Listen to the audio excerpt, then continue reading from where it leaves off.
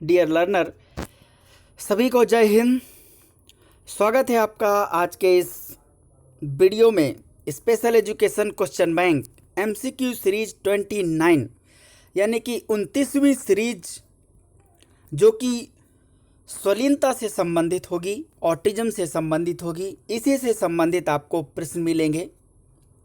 Channel जो कि learning for all bye सुल्तान, जिसमें आपको हमेशा स्पेशल एजुकेशन से रिलेटेड, साइकोलॉजी से रिलेटेड, डिसेबिलिटी से related theories and question bank आपको हमेशा मिलेंगे, मिलते रहेंगे। आप चैनल से जुड़े रहिए, हमेशा वीडियो को पूरा देखा करिए। बाकी सीरीज भी देखिए, उन सभी वीडियोज का जो बनाए जा चुके हैं उनका लिंक भी इस MCQ सीरीज 29 के डिस्क्रिप्शन बॉक्स में दे दिया जाएगा। आप उन्हें भी ज़रूर देखिए। और ये वीडियो बहुत ही धमाकेदार है। वीडियो को स्किप करेंगे तो पूरी जानकारी नहीं प्राप्त कर पाएंगे। बहुत सारे ऐसे क्वेश्चंस हैं जिनके क्वेश्चन तो एक है बट जवाब बहुत सारे हैं।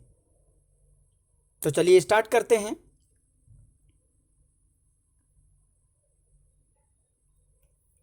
क्वेश्चन नंबर 1 जो आपके सामने है, इससे पहले यदि आपने अभी तक चैनल को सब्सक्राइब नहीं किया तो सब्सक्राइब कर लीजिए एंड बेल आइकन को भी प्रेस कर दीजिए ताकि आने वाले न्यू वीडियो का नोटिफिकेशन आपको तुरंत मिल जाए। और साथ ही वीडियो को लाइक जरूर करिए, यदि आपको पसंद आए तो वीडियो देखने के बाद ही लाइक करिए। अभी आपका मन ना करे लाइक करने को, हो सकता है कि आपको वीडियो अभी अच्छा ना लग रहा हो, और टोटल क्वेश्चन देखने के बाद यदि अच्छा लगे तो लाइक भी करिए और शेयर भी करिए दबाकर, ताकि अन्य लोग भी इसे देख सकें, समझ सकें। तो चलिए आज का पहला क्वेश्चन जो आपके सामने है, ऐसा विकार जो मस्तिष्क के विकास के दौरान होने वाला विकार है, जो व्यक्ति के सामाजिक व्यवहार और संपर्क को प्रभावित करता है। यानी कि जो मस्तिष्क के विकास के दौरान होने वाला विकार है, जो व्यक्ति के सामाजिक व्यवहार और संपर्क को प्रभावित करता है। चलिए देखते हैं। ये 4 ऑप्शन है आपके सामने। ऑप्शन ए हियरिंग इम्पेयर यानी कि श्रवण बाधित या श्रवण बाधिता। ऑप्शन बी ऑटिज्म यानी कि स्वलीनता। Option C AIDS. Option D brain haemorrhage. शायद हेमरेज की स्पेलिंग गलत है, इसका मतलब है कि मस्तिष्क में रक्तस्राव। तो इसका जो सही जवाब है वो है ऑप्शन बी ऑटिज्म यानी कि स्वलीनता, क्योंकि सामाजिक व्यवहार और संपर्क को प्रभावित करता है। क्यों करता है? क्योंकि ऑटिज्म वाले जो बच्चे होते हैं अपने आप में खोए रहते हैं, और जब स्वयं में खोए रहेंगे, समाज से मिले जुलेंगे नहीं, तो ना तो सामाजिक ज्ञान होगा, ना ही सामाजिक व्यवहार का विकास होगा, और ना ही सामाजिक नियमों को जान पाएंगे, और ना ही किसी व्यक्ति से संपर्क कर पाएंगे। तो विभिन्न प्रकार की समस्याएं उत्पन्न होंगी। इसलिए ऑप्शन बी सही है क्वेश्चन नंबर पहला का। क्वेश्चन नंबर 2 ये रहा आपके सामने कि ऑटिज्म शब्द का सबसे पहले प्रयोग 1911 में ने किया, यानी कि किसने किया। चलिए देखते हैं। ये 4 ऑप्शन आपके सामने हैं। Leo Kanner, option B Kilpatrick, option C Paul Eugen Bleuler, या फिर option D none of these, इनमें से कोई नहीं। इसका जो सही जवाब है वो है ऑप्शन सी पाउल ईगन ब्लूलर। ध्यान रखिएगा, यहां पर देखिए 2 सवाल हैं। ऑटिज्म शब्द का प्रयोग कब किया गया? 1911 में। किसने किया? पाउल ईगन ब्लूलर ने। या फिर ऐसा सवाल पूछ सकता है कि पाउल ईगन ब्लूलर ने ऑटिज्म शब्द का प्रयोग कब किया? तो 1911 में। तो ऐसे प्रश्न बन सकते हैं अलग अलग, तो आप पूरी तरीके से ध्यान रखिए। इसका पूरा थ्योरी से रिलेटेड भी वीडियो बनाया जा चुका है, उसका लिंक भी आपको डिस्क्रिप्शन बॉक्स में मिल जाएगा, आप जरूर देखिए। अगर उस वीडियो को आप पूरा देख लिए तो आपको बहुत सारे क्वेश्चंस हल हो जाएंगे। चलिए देखते हैं। क्वेश्चन नंबर 3 यानी कि प्रश्न 3 जो आपके सामने है, ऑटिज्म शब्द ग्रीक शब्द के ऑटोस से आया है। अब ऑटोस का क्या अर्थ है? चलिए देखते हैं। ये 4 ऑप्शन आपके सामने हैं। ऑप्शन ए सेल्फ यानी कि स्वयं, ऑप्शन बी डिसऑर्डर यानी कि विकार, यहां पर विकास लिख गया है, ध्यान दीजिएगा, तो विकार इसको समझिएगा, वो टाइपिंग मिस्टेक है। टेक्निकल खराबी के कारण जो वीडियो नहीं आ रही थी, अभी भी सुधर नहीं पाया है, लेकिन वीडियो भी लाना आपके लिए ज़रूरत थी, तो इसे ज़रूर समझिएगा। डिसऑर्डर इन द सेंस विकार है, विकास नहीं है ऑप्शन बी में। एंड ऑप्शन सी एलोन यानी कि अकेला, या फिर ऑप्शन डी एंजाइटी यानी कि चिंता। इसका जो सही जवाब है वो है ऑप्शन ए सेल्फ यानी कि स्वयं। ऑटोज का मतलब यहाँ पर स्वयं से लगाया गया है, और स्वयं का मतलब होता है एकदम स्वयं में लीन रहना, और इसी के कारण इसको कहा जाता है कि यह एक विकासात्मक समस्या है। अभी हम आगे देखेंगे जिसमें आपको विकासात्मक समस्या क्यों माना जाता है, क्योंकि जब स्वयं में खोए रहेगा, समाज से कोई लेना देना नहीं रहेगा, तो उसको भाषाई विकास में समस्या, सामाजिक विकास में समस्या, व्यवहारिक विकास में समस्या, संप्रेषण के विकास में समस्या, ऐसी बहुत सारी समस्याएं उसके सामने जन्म ले लेंगी। आप खुद सोचिए, अगर आपको 1 साल तक किसी कमरे में बंद कर दिया जाए तो 1 साल के बीच में जो कुछ होगा आपको कोई जानकारी नहीं मिलेगी। इसलिए इन बच्चों को ये सारी समस्याएं देखने को मिलती हैं। क्वेश्चन नंबर 4 जो आपके सामने है, ध्यान दीजिएगा, सवाल बहुत ही बेहतरीन है कि 1943 में किसने 11 बच्चों पर अध्ययन किया जिनको स्वलीनता से संबंधित समस्याएं थी। ये स्वलीनता जैसी समस्या को दुनिया के सामने लाए और इसमें शोध भी किए। अब देखते हैं कौन था, ये व्यक्ति का नाम है यहाँ पर। ये 4 ऑप्शन आपके सामने हैं। Option A Paul Eugen Bleuler, option B Leo Kanner, option C Hallmark Leo, option D none of this. इसका जो सही जवाब है वो है ऑप्शन बी लियो कैनर। इन्होंने ही 1943 में 11 बच्चों पर अध्ययन किया था जो कि स्वलीनता से संबंधित कुछ समस्याएं थी, और उन पर रिसर्च भी किया इन्होंने कि आखिरकार क्यों ऐसी विशेषताएं होती हैं, क्यों ऐसी समस्याएं होती हैं इनमें।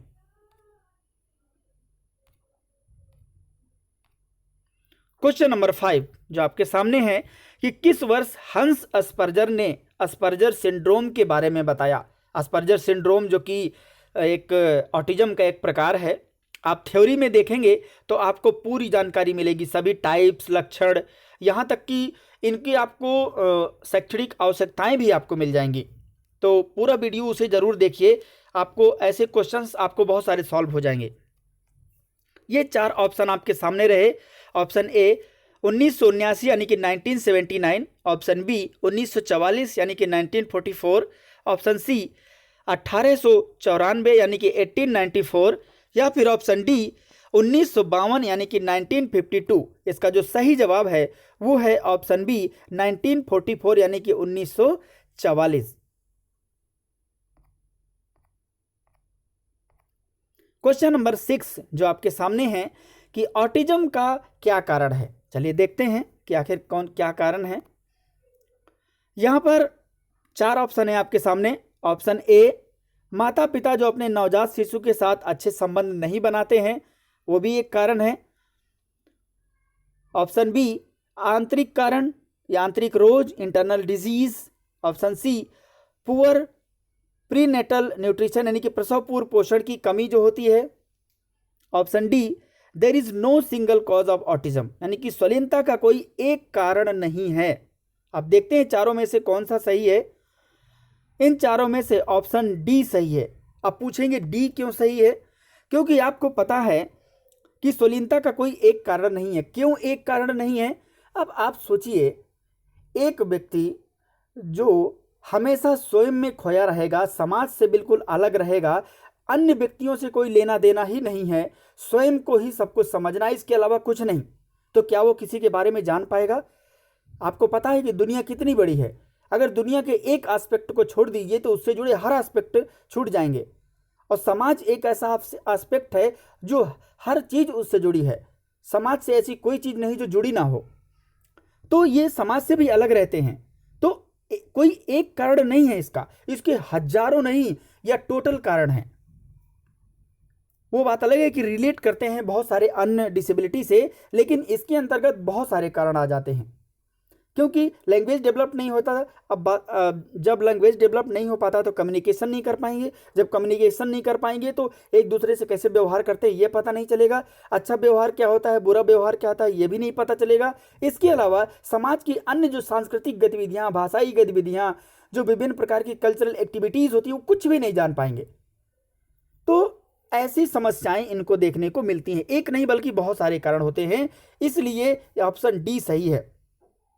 बाकी तो इन सब के कारण भी हो सकता है जो ऑप्शन जो 3 है, बट डी जो है वो एक राइट आंसर है। इसमें आप सुझाव जरूर दीजिए, शायद आपको लग रहा हो कि ऑप्शन डी नहीं सही होगा, तो आप जरूर सुझाव दें कि आपको क्या लगता है। वैसे जो क्लियर आंसर है वो ऑप्शन डी है।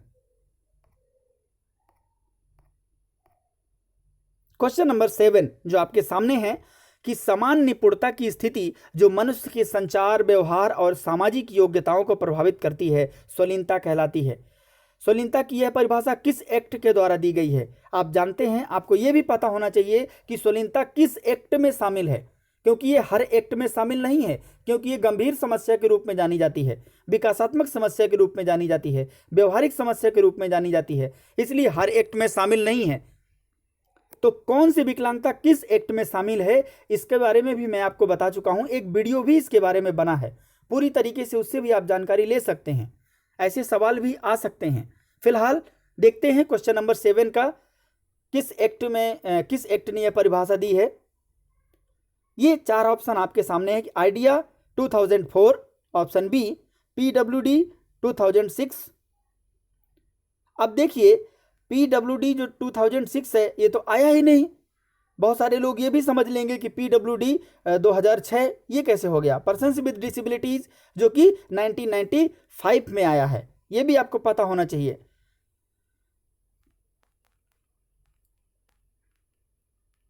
ऑप्शन सी NTA 1999, या फिर option D RPWD act 2016।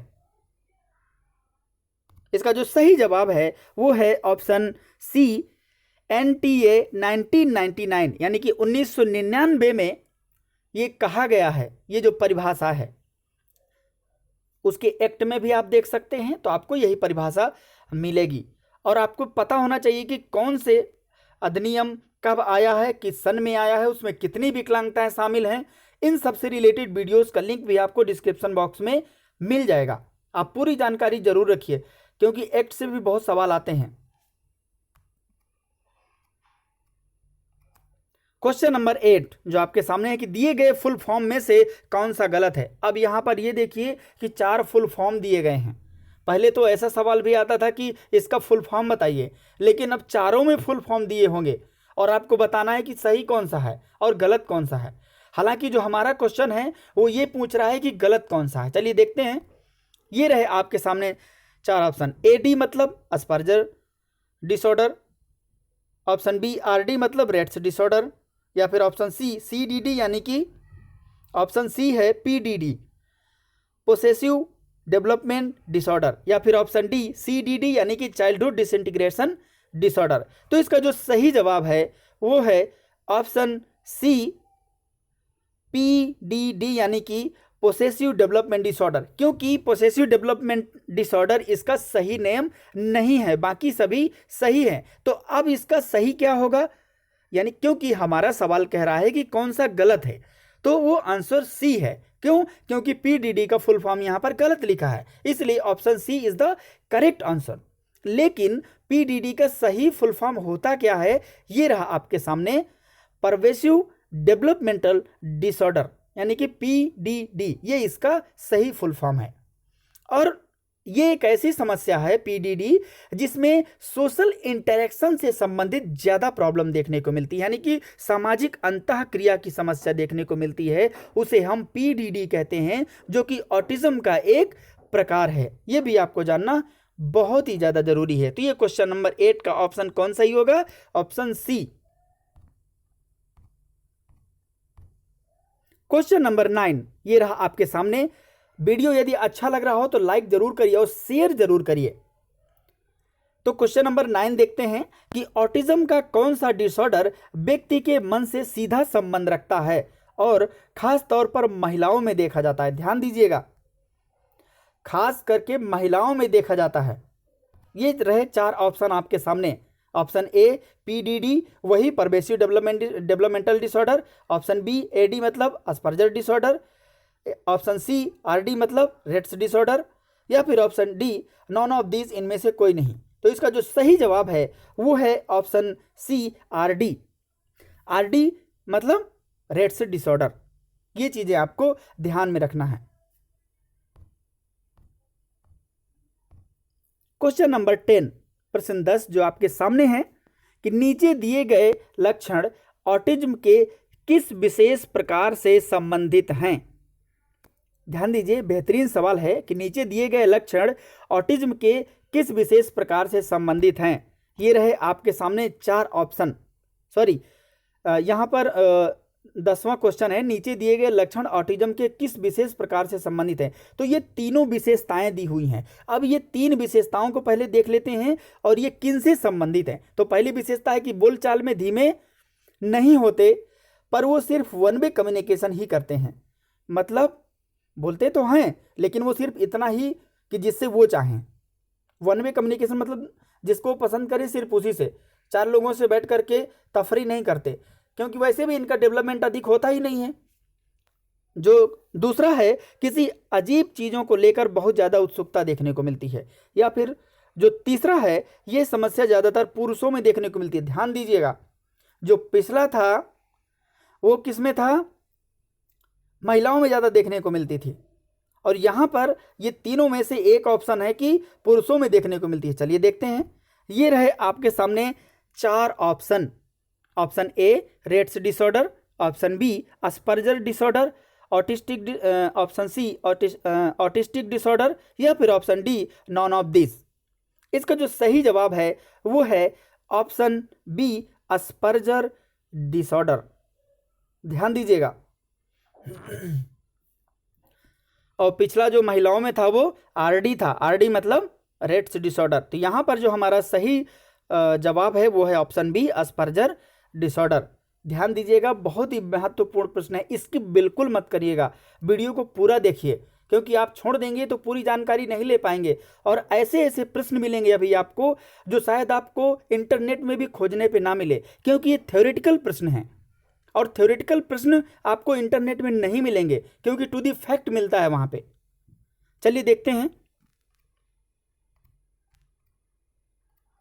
Question number 11, प्रश्न 11 जो आपके सामने है कि चाइल्डहुड डिसइंटीग्रेशन डिसऑर्डर को और किस नाम से जाना जाता है। आप जानते हैं कि जो सीडीडी है यह ऑटिज्म का एक प्रकार है।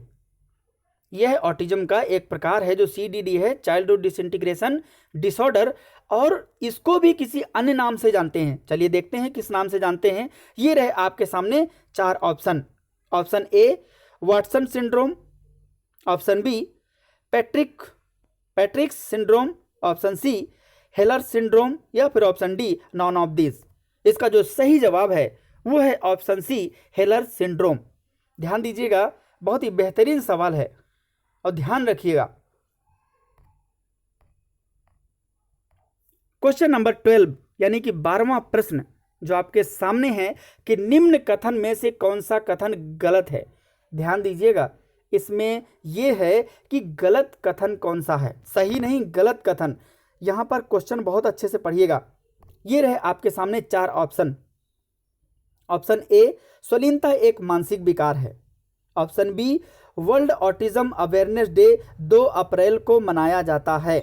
ऑप्शन सी स्वलीनता विकार से ग्रस्त बच्चों में भाषाई कौशल की कठिनाई होती है, या फिर ऑप्शन डी अकेले रहने की भावना रहती है। चलिए देखते हैं, इसका जो सही जवाब है वो है ऑप्शन सी। अब देखिए ऑप्शन सी लिखा है कि स्वलीनता विकार से ग्रस्त बच्चों में भाषाई कौशल की कठिनाई नहीं होती है। आप जानते हैं कि जो ऑटिज्म है यानी कि जो स्वलीनता से ग्रसित बच्चे हैं वो तो स्वयं में खोए रहते हैं, और जब स्वयं में खोए रहेंगे तो उनका भाषा का विकास कैसे होगा। भाषा का विकास हमें कब होता है, या तो हम कम्युनिकेशन करें, या तो हम किताबें पढ़ें, या तो यूट्यूब में वीडियो देखें। नॉट ओनली वन यूट्यूब, कहीं से भी देखें, या तो हम पढ़ाई करें, जब तक लैंग्वेज से मुलाकात ही नहीं होगी तो लैंग्वेज का डेवलपमेंट कैसे होगा। और ये कह रहा है कठिनाई नहीं होती है, तो इसीलिए हमारा ऑप्शन सी सही होगा, क्योंकि क्वेश्चन नंबर 12 कह रहा है कि गलत कौन सा है। बाकी सभी मनाया जाता है। वर्ल्ड ऑटिज्म अवेयरनेस डे 2 अप्रैल को मनाया जाता है। एक चीज और, कौन सी डिसेबिलिटी कब मनाई जाती है, इसका एक अलग से एमसीक्यू सीरीज बनी है, ध्यान रखिए। जितनी भी डिसेबिलिटीज हैं उन सबको किस डे को मनाया जाता है, नेशनली इंटरनेशनली, कब किस महीने कौन सी डेट को एक वीडियो बनाया जा चुका, उसका भी आपको डिस्क्रिप्शन बॉक्स में लिंक मिल जाएगा। सभी सीरीज को सीरियल से मिलेगा। सभी सीरीज देखेंगे तो आपको बहुत सारे प्रश्न मिलेंगे। अगर एक भी आपने स्किप कर दिया, किसी सीरीज को छोड़ दिया, तो आप बहुत सारे प्रश्न से वंचित रह जाएंगे और बहुत सारी जानकारी से वंचित रह जाएंगे। इसलिए सभी सीरीज को देखिए, और सभी आपको इस वीडियो के डिस्क्रिप्शन बॉक्स में उन सब का लिंक भी आपको मिल जाएगा, उसमें कोई दिक्कत नहीं। ठीक है, तो यहां पर फिलहाल 12वें प्रश्न का जो आंसर सी सही होगा। क्वेश्चन नंबर 13, 13वां प्रश्न जो आपके सामने है कि नियमित एक जैसी दिनचर्या चाहना, परिवर्तन को पसंद नहीं करना, असामान्य शारीरिक गतिविधियां जैसे हाथों को लगातार हिलाते रहना, ये सभी विशेषताएं ऑटिज्म के किस विशेष लक्षण से संबंधित हैं। ये रहे आपके सामने 4 ऑप्शन। ऑप्शन ए बिहेवियर यानी कि व्यवहार, ऑप्शन बी सोशलाइजेशन यानी कि समाजीकरण, या फिर ऑप्शन सी इंटरेक्टिविटी यानी कि संवादशीलता, या फिर ऑप्शन डी इनमें से कोई नहीं। इसका जो सही जवाब है वो है ऑप्शन ए व्यवहार यानी कि बिहेवियर, क्योंकि व्यवहार ही सबसे ज़्यादा मेन है। क्योंकि अब आप जानते हैं कि जब दिनचर्या नियमित एक जैसी दिनचर्या ना चाहना, तो फिर व्यवहारिक रूप से सही नहीं है। परिवर्तन को पसंद नहीं करना, आजकल तो प्रेजेंट टाइम में व्यवहार ही सब कुछ है। परिवर्तन जो होता है, व्यवहार में परिवर्तन हुआ तो समाज में परिवर्तन हुआ, समाज में परिवर्तन हुआ तो व्यवहार में परिवर्तन हुआ। असामान्य शारीरिक गतिविधियाँ, क्यों असामान्य शारीरिक गतिविधियाँ होती हैं? अब मान लीजिए किसी के सामने हम खड़े हैं तो हमेशा हाथ हिलाते रहेंगे, हमेशा पैर हिलाएंगे, हो सकता है उनको हम मार दें। हमारे पास सामने बुक है, क्योंकि कुछ ऐसे सीवियर कैटेगरी के बच्चे होते हैं, ऐसी समस्याएं देखने को मिलती हैं, तो उनमें जो इस तरीके की व्यवहारिक समस्याएं पाई जाती हैं, इसीलिए ऐसी समस्या देखने को मिलती है। इसलिए 13वें का ऑप्शन ए सही।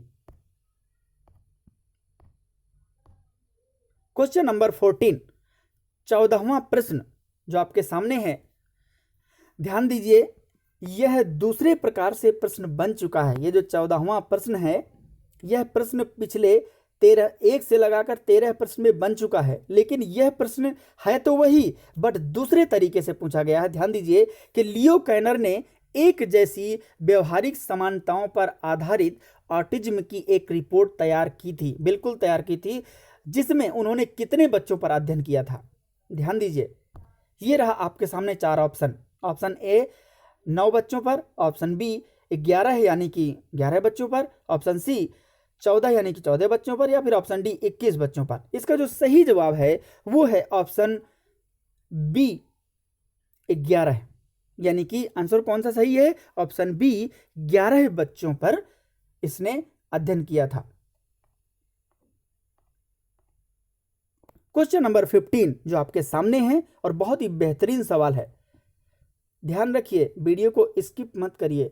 स्किप करने के बाद आगे जो प्रश्न आपको मिलेंगे लेवल के अनुसार प्रश्न हैं, ध्यान रखिएगा।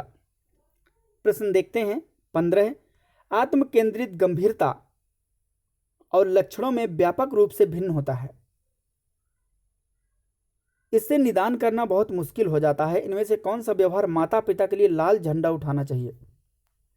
देखते हैं, ये 4 ऑप्शन आपके सामने रहे। ऑप्शन ए 12 महीने की उम्र तक बच्चा ना तो बड़बड़ाता है और ना ही खाना खाता है। ध्यान रखिएगा, ये सब ऐसे लक्षण विशेषताएं हैं, बिल्कुल ध्यान से पढ़िएगा। ये रहे आपके सामने कि 12 महीने की उम्र तक बच्चा ना तो बड़बड़ाता है और ना ही खाना खाता है। आपको तो पता है कि 12 महीने में बच्चा आराम से खा पी लेता है, बड़बड़ाता भी है। आप देखिए, आपके घर में बच्चा होगा तो बड़बड़ाता है, खूब दिन भर झगड़ा करता है। लेकिन यहाँ पर विशेषताएं आपको ध्यान से देखना है। ऑप्शन बी 12 महीने की उम्र तक बच्चा ना ही है का मतलब समझते हैं, वो ही ऐसी कुछ एक्टिविटी करना जो नकारात्मक हो, सामने वाले के हिसाब से ठीक ना हो, ना इशारा करता है, ना पकड़ता है, और ना ही कोई अन्य इशारे करता है। आजकल तो बहुत सारे इशारे होते हैं, ध्यान रखिएगा। तो हालांकि इनको कुछ समझ तो होती नहीं है, तो ये किसी भी तरीके का कोई इशारा नहीं करता है, पॉजिटिव निगेटिव कुछ भी नहीं। ऑप्शन सी, 16 महीने की उम्र तक बच्चा एक शब्द भी नहीं कहता है। अरे भाई, आपको तो पता ही है कि तो इतना तेज बोलता है। यहाँ आजकल 5 साल के बच्चे हो जाते हैं तो दूसरों को सिखाने लगते हैं। और जो ऑप्शन डी है, ऑल ऑफ द एबव ने उपयुक्त सभी, इसका जो सही जवाब है ऑप्शन डी। अब देखिए, ये जितने भी लक्षण आपको व्यापक रूप से भिन्न दिखते हैं, अब सवाल आप देखिए, निदान करना मुश्किल हो जाता है। क्यों? क्योंकि 12 महीने का बच्चा ना खाना खाता है, ना बड़बड़ाता है, तो आप क्या करेंगे, कितना सुधार करेंगे? 12 महीने का बच्चा ना ही है करता, ना इशारा करता है, ना पकड़ता है, तो आप क्या समझेंगे? इशारा का मतलब ध्यान दीजिएगा, अपने स्तर के वे में नहीं बल्कि एक ऑटिज्म के स्तर में देखना है हमें, कि इशारा का मतलब है कि किसी भी चीज़ को संकेत, यानी कि वो ये संकेत भी नहीं कर पाता कि क्या उसे कोई सामग्री चाहिए, क्या वो कुछ चाहता है या नहीं चाहता, तो ये भी नहीं कर पाता। तो ऐसी समस्याएं देखने को मिलती हैं। Option D is the correct answer. Question number 16, 16वां प्रश्न जो आपके सामने दिख रहा है, इसे पढ़िए कि मैं अपने आप में ही लीन रहता हूं। ध्यान दीजिए, यहां पर बहुत डंडे वंडे लग गए हैं। मैं अपने आप में ही लीन रहता हूं, सुनने के लिए कान स्वस्थ है, देखने के लिए आंखें ठीक है, फिर भी मैं अपने आसपास के वातावरण से अनजान रहता हूं। किसी बच्चे के द्वारा कहे गए यह शब्द किस बीमारी की ओर संकेत करते हैं? ध्यान दीजिएगा, ये रहे आपके सामने 4 ऑप्शन। ऑप्शन ए, ADHD। ADHD जानते हैं, इसका जो फुल फॉर्म होता है attention deficit hyper activity disorder. ध्यान दीजिएगा, attention deficit hyper activity disorder. ध्यान दीजिएगा, बहुत ही हाइपर बच्चे होते हैं, उनके लिए यह प्रयोग किया जाता है। Option B, polio. Option C, hearing loss. या फिर option D, autism spectrum disorder. तो इसका जो सही जवाब है वो है ऑप्शन डी। यहां पर लिख गया है आंसर स्पेक्ट्रम डिसऑर्डर। ध्यान दीजिएगा, जो ब्रैकेट में लिखा है उसकी स्पेलिंग गलत है। आंसर की जगह क्या होगा, जो ग्रीन कलर में आंसर लिखा है वहां पर ऑटिज्म होगा, ऑटिज्म स्पेक्ट्रम डिसऑर्डर। ये आपको ध्यान रखना है। जो ऑप्शन डी में लिखा है वहां पर ठीक लिखा है रेड कलर में, लेकिन यहां पर ग्रीन कलर में ऑटिज्म की जगह आंसर लिख गया है। तो आपको क्या समझना है, ऑटिज्म स्पेक्ट्रम डिसऑर्डर, ये इसका सही जवाब है। सही बात है, मैं अकेले में ही लीन रहता हूँ, सुनने के लिए कान तो स्वस्थ हैं क्योंकि कान से सुन सकता है, कोई प्रॉब्लम नहीं, देखने के लिए आंखें भी हैं, लेकिन आसपास के वातावरण से अनजान रहता हूँ। क्यों अनजान है? अरे भैया, जब खुद में खोए रहोगे, घर में सोते रहोगे, एक कमरे में बंद रहोगे, किसी से कोई मेल जोल नहीं रखोगे, तो सीधी सी बात है अनजान तो रहोगे ही। आप लोग खुद देख लीजिए, मैं भी अगर ऐसा हो जाऊं तो सीधी सी बात है। मैं एक आपको एग्जाम्पल देता हूं, हालांकि ऑटिज्म नहीं थे, लेकिन मैं एक एग्जाम्पल देता हूं कि वातावरण का कितना बड़ा प्रभाव रहता है। अगर वातावरण से मिलकर रहते हैं तो क्या होता है, क्या नहीं होता है। हालांकि आप रत्नाकर नाम के डाकू को जानते थे, जो बाद में महर्षि वाल्मीकि बन गए, इतना बड़ा ग्रंथ लिख दिए, आज हम पढ़ रहे हैं। पहले जिस माहौल में रहते थे वो उसी माहौल का डेवलपमेंट था, लेकिन जैसे ही माहौल चेंज हुआ उनका डेवलपमेंट चेंज हो गया, और क्या से क्या बन गए और किसके लिए क्या डेवलप कर गए, सोचिए। और यहाँ पर भी माहौल की बात है। अब जब ये खुद में खोए रहेंगे, इनको माहौल से, समाज से, वातावरण से कोई मतलब ही नहीं रहेगा, क्योंकि इनमें समस्या थी, तो सीधी सी बात है इनके व्यवसायिक डेवलपमेंट नहीं होगा। हालांकि वो इससे पूर्णतः मैच नहीं करता, लेकिन मैं एक उदाहरण के तौर पर आपको बता रहा था कि परिस्थितियां कुछ भी कर सकती हैं। आप वाटसन से मिलिए, व्यवहारवादी थे, आपको कुछ भी बना देंगे। क्वेश्चन नंबर 16 का ऑप्शन डी सही है।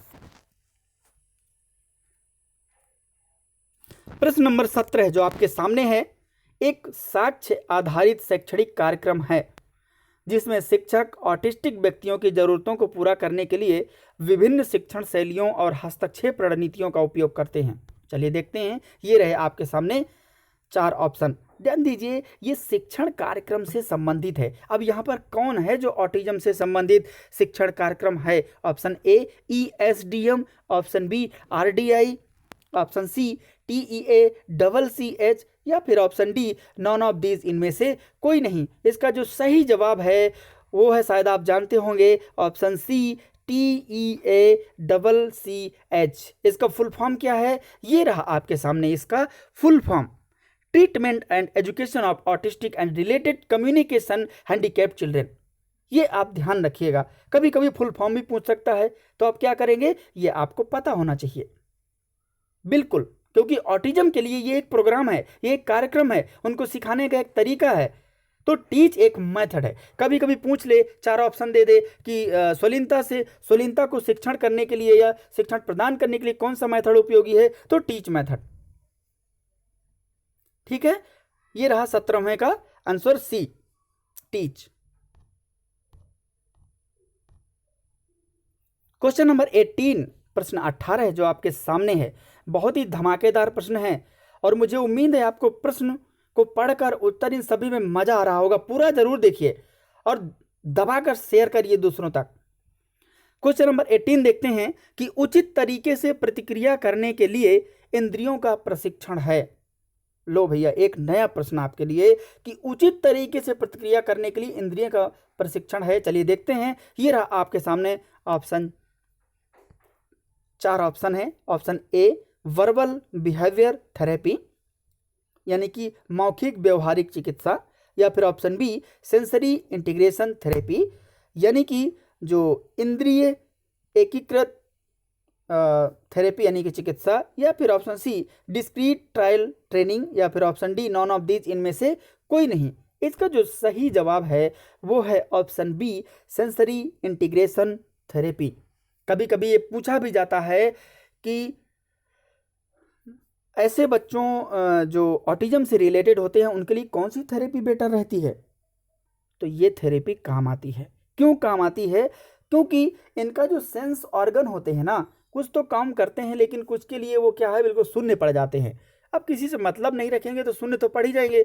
तो अब क्या करना होगा, एक बेहतरीन ट्रेनर चाहिए जो 5 इंद्रियों को खंगाल करके रख दे और इतने उदाहरण पेश कर दे कि उसका थोड़ा बहुत तो डेवलपमेंट हो ही जाए। क्वेश्चन नंबर 18 का ऑप्शन बी सही है, sensory integration therapy. Question number 19 जो आपके सामने है, एकदम बेहतरीन प्रश्न कि निम्नलिखित में से या निम्नलिखित में से कौन सी स्वलीनता युक्त बालक के शिक्षण की एक विधि है? ये रहे आपके सामने, ध्यान दीजिएगा, ये भी एक विधि है। यहां पर 4 ऑप्शन हैं। Option A PECS, option B braille. आप जानते हैं कि ब्रेल किसके लिए है, ये तो VI बच्चों के लिए है। टेलर फ्रेम किसके लिए है, ये भी VI बच्चों के लिए है। ऑप्शन डी, इनमें से कोई नहीं। अब बचा कौन? Option A. तो कौन सा सही होगा? Option A PECS। अब PECS है क्या, चलिए इसको भी देख लेते हैं। ये रहा आपके सामने फुल फॉर्म। अगर दा हटा देंगे तो कोई दिक्कत नहीं, बट दा लगा दिए हैं। The picture exchange communication system, PECS का फुल फॉर्म क्या है? Picture exchange communication system. ये भी एक थेरेपी है, इसके माध्यम से भी विद्यार्थियों को सिखाया जाता है, बताया जाता है, जानकारी दी जाती है। ऑप्शन ए सही, 19वें का ऑप्शन ए सही, PECS picture exchange communication system. Question number 20, प्रश्न 20 जो आपके सामने है कि ऑटिज्म से पीड़ित व्यक्ति के लिए दूसरों के साथ बातचीत करना मुश्किल होता है। बिल्कुल सही बात है। इनमें से कौन सा उदाहरण है इसका? ये रहे आपके सामने 4 ऑप्शन। ऑप्शन ए व्यक्ति अन्य लोगों की ओर नहीं देखेगा। ऑप्शन बी व्यक्ति अपने प्रति दूसरों की भावनाओं से अनजान लगता है। या फिर ऑप्शन सी व्यक्ति अक्सर अपने नाम के बोले जाने पर प्रतिक्रिया नहीं देता है। या फिर option D all of the above, यानी कि उपरोक्त सभी। इसका जो सही जवाब है वो है ऑप्शन डी, बिल्कुल सही बात है। अब सभी उदाहरण सही हैं, सभी लक्षण मैच खाते हैं, इसलिए ऑप्शन डी सही है।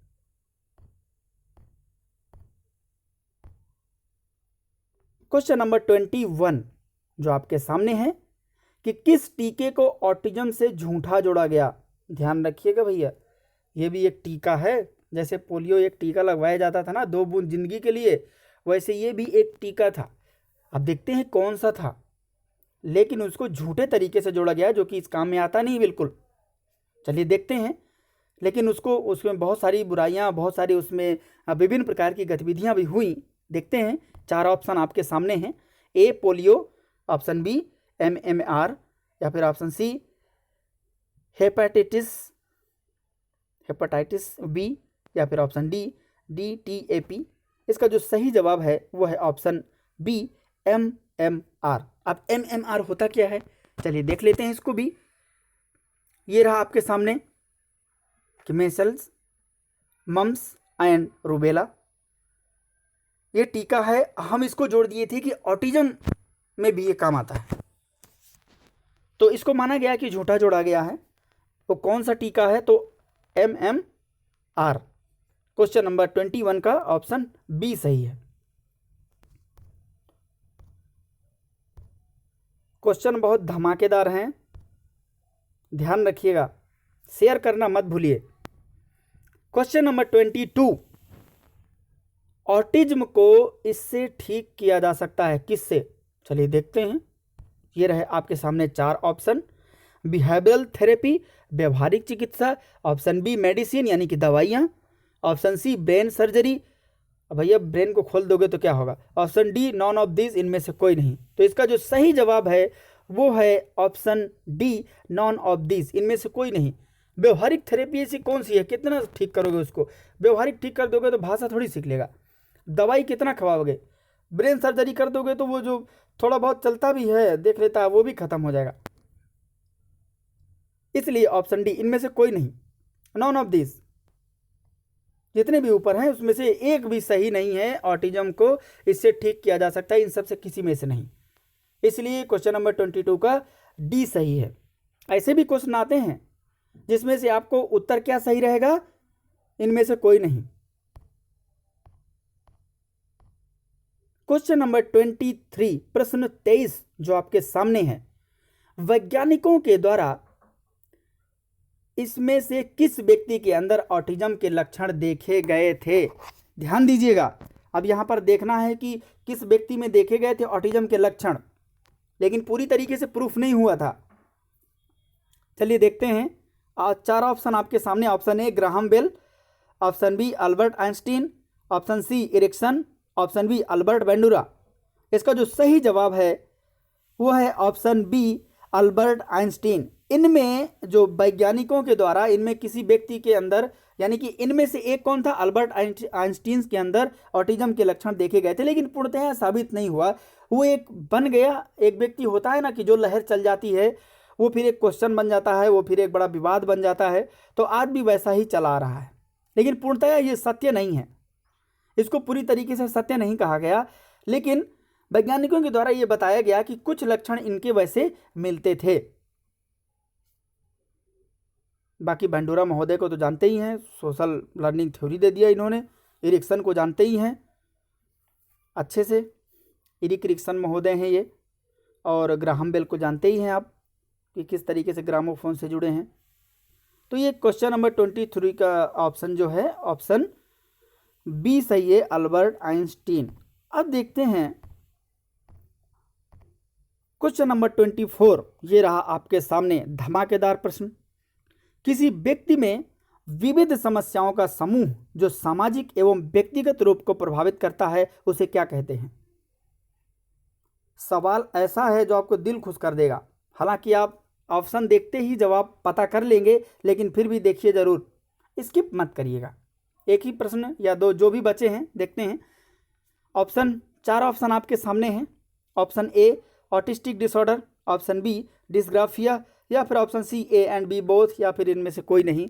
ऑप्शन ही ऐसे हैं कि आप तो तुरंत टिक कर दिए होंगे कि सर ऑप्शन ये वाला सही होगा। एक चीज़ और, आज आप जितने भी लोग देखिए, आप लोग ये जरूर बताइए ईमानदारी के साथ कि आपको पहले से कितने प्रश्न पता थे, ईमानदारी के साथ। इसका जो सही जवाब होगा वह है option A, autistic disorder.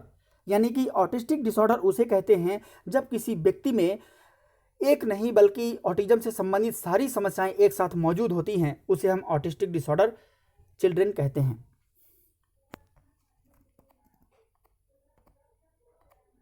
Question number 25 जो आपके सामने है कि मैच करेक्टली, भैया सही मिलान कीजिए। ये रहा आपके सामने, और पिछली सीरीज में भी आपको एक सही मिलान से संबंधित प्रश्न मिला था। तो चलिए फिलहाल यहाँ भी हम देख लेते हैं। ये रहा आपके सामने 4 ऑप्शन, जिनमें से एक तरफ लेफ्ट साइड है 1 2 3 4 और राइट साइड है ABCD। अब इनमें से आपको मैच करना है। ये रहे आपके सामने 4 ऑप्शन, ABCD 4 ऑप्शन आपके सामने हैं, या फिर इनमें से आप मैच करिए। इसका जो सही जवाब है वो है ऑप्शन बी, पहला का बी, यानी कि ऑटिज्म वर्ड किसने इंट्रोड्यूस किया, यानी कि कब किया गया। तो और पहला का कौन सा हो जाएगा, ऑप्शन बी क्यों सही है, क्योंकि 1911 में किया गया था। दूसरा का डी क्यों सही है, ऑटिस्टिक साइकोपैथी, क्योंकि यह डी इसलिए सही है 1944 में ये किया गया था शब्द। और फिर ऑप्शन जो तीसरा नंबर है NTA एक्ट, ये कब आया था, 1999 में, 3 का ए, इसलिए ये सही है। या ऑप्शन जो 4 है RPWD एक्ट, ये कब आया, 2016 में, तो इसलिए 4 का ऑप्शन सी सही है। इसलिए पूरा हमारा आंसर जो सीरीज है वो है आंसर बी सही है 25वां का। तो ये रहे आज के आप जबरदस्त प्रश्न, और कमेंट करके जरूर बताइए कि आपको कितने क्वेश्चन पता थे ईमानदारी के साथ, और साथ में आप मोटिवेशन के तौर पर सुझाव भी दीजिए। कमेंट करके बताइए भी कि आज के प्रश्न आपको कैसे लगे, क्या आपको इतने सभी क्वेश्चन पहले से पता थे, अगर ऐसे क्वेश्चन आ जाएंगे तो क्या आप कर सकते थे। इसलिए आप ज़रूर बताइए, मुझे मोटिवेशन मिलेगा। वीडियो को लाइक करिए या डिसलाइक करिए, लेकिन करिए ज़रूर, मोटिवेशन मिलता है। और दूसरों तक शेयर करना मत भूलिए। तो आज का वीडियो यहीं तक, दिल खुश हो जाएगा आपका, ये मैं गारंटी लेता हूँ। तो चलिए आज के लिए इतना ही, तब तक के लिए जय हिंद, वंदे मातरम। मिलते हैं नेक्स्ट सीरीज़ में, हो सकता है थोड़ी देर बाद और एक नई सीरीज आ जाए, चलिए देखते हैं। तब तक के लिए जय Hind, thank you so much, बहुत बहुत धन्यवाद आपका वीडियो देखने के लिए।